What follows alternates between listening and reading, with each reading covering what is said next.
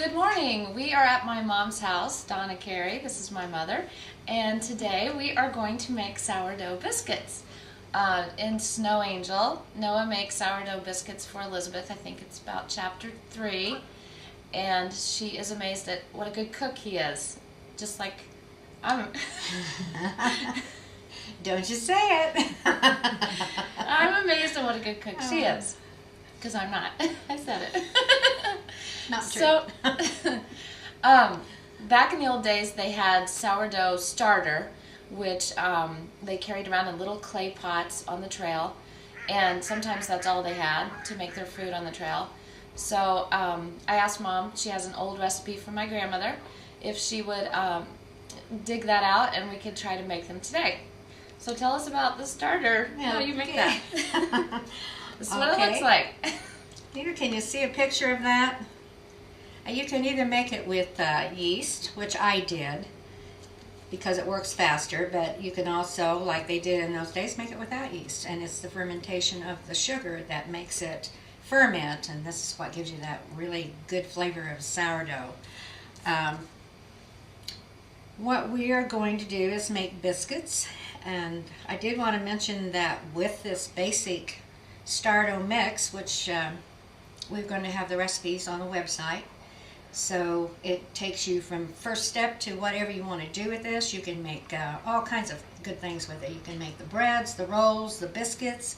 You can make coffee cake, pancakes, just about anything you can make out of bread you can make with this, and everything is just really great.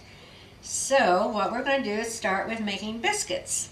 Let's do the dry ingredients first. So it calls for 1 cup of flour. And you don't want it too packed, so how do we do this? Well, for any bread, cake recipe, and I'm sure a lot of y'all already know that, but you'll start out by just measuring it off and spoon it lightly into your cup. I don't have a butter knife. We need to magic assistant. Fill this up. Oh, we've got a great assistant over here. Thank you. Now with that, you just kind of tap at it and level it off as you're doing that. Like that? And you can go the other way so you can fill in that whole cup with the flour and just kind of turn the knife over and start filling in the holes and take it in whatever direction. There you go. Okay, that looks good. Now we got 1 cup of flour. This is hard. I I didn't know measuring a cup of flour could be so. It's really not a big deal. Science here. Okay, you want to put that into the bowl? It's been a while since I cooked. I've been busy writing. Exactly. She does the writing, I do the cooking. Okay, and to that we're going to add 1/2 teaspoon of soda, which is this, and that's measured out at a teaspoon actually because I had it for another recipe. So only add about half of that into there. Okay, that's too hard. You do that? Okay. I'm afraid I'll get too much. It's about a half. Okay, and the salt calls for 1/2 teaspoon of salt again. We were going to do another recipe first. Just That about there half? you go. Good. Yep. Correct.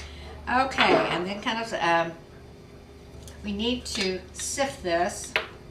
Even if you buy pre-sifted flour, you need to sift it at least once because it gives you a more uniform loaf of bread. So I'm going to go over here and get a bowl. Oh no, we've got it over here. And, oh, there you go. Pour the whole thing in? That's quite all right. You're doing fine. And we're sifting all of this together now into Oh, here. it has a handle. I don't have to bang it. You can bang it if you want. Now you need to bang it and get it off the sides. Okay.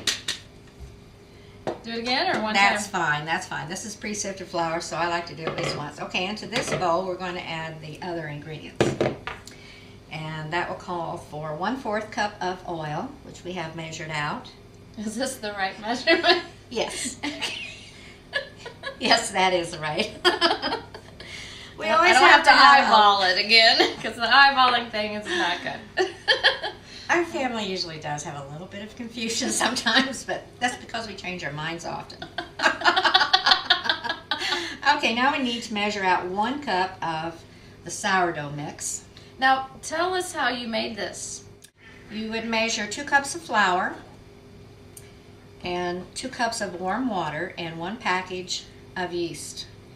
And mix all the ingredients up and let it stand uncovered. I usually put it on my counter for 48 hours so that it can ferment. And once it's done that, then you can put it in your refrigerator. For it? Just kind of mix that up a little bit. The longer this mixture stands, the stronger it is. So if you want more of a sourdough taste, you can leave it out for another day or so. So you put it in the refrigerator, and then every day do you have to do something to it? Well, you put it in the refrigerator and you have to wait 5 days. And then you feed it.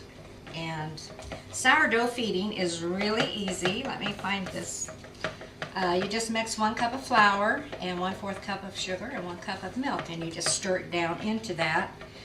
And also, after the 5 days, you might find a little bit of liquid on the top, which is what will happen when it ferments, and you just mix that right down into your dough and just keep stirring it every time you feed it. So every 5 days, remember to feed it.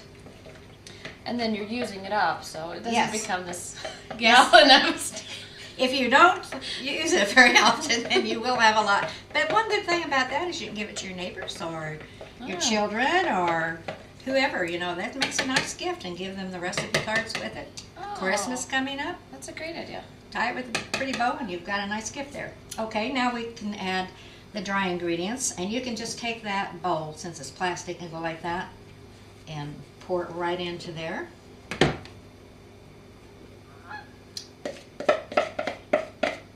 And stir that up. How many will this serve? How many I biscuits? think this said it made 12 biscuits. Okay. I've only got a pan for 8. And this is what it's looking like. Mixing up good. I've always rolled my biscuits out when I make regular biscuits, and this isn't like a dough that you would roll out at all. It's more moist, so you would need a teaspoon. And we have a greased muffin pan here, and what we're going to do is take 3 teaspoons. Okay, you better do this. All right. And you drop it into the bottom of the pan. Oh, those are small, yeah. You know, it says in the recipe just to take some off the tip, which I've never done that before, but So you're not filling these up very full. no, they won't be very full. Well, I'm going to make these a little bit bigger because I have an 8 muffin pan, so. Now we have put the dough into the muffin pan. The muffin pan? It's the muffin pan. Oh, the muffin pan, the muffin pan, the muffin pan. What is that called? Is it a muffin pan? That's a muffin pan. Cupcake pan. Yes. It's a pan Whatever. with holes. Okay, so it has to sit for 15 minutes, right? Huh? And raise. Yes. Now this is the yeast version. Does the non-yeast version have to raise? Oh, yes. Okay. Yes. It's all fermented, whether it's made with yeast or not. So, yeah, you'll Okay. follow the same recipes for both. So we're going to put it on the warm stove and let it raise and get out our bread ingredients.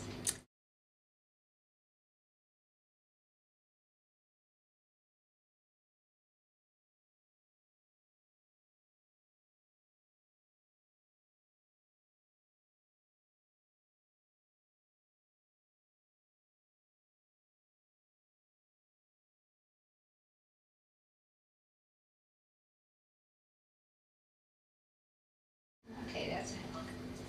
Okay, put the yeast into the water. Do you stir it?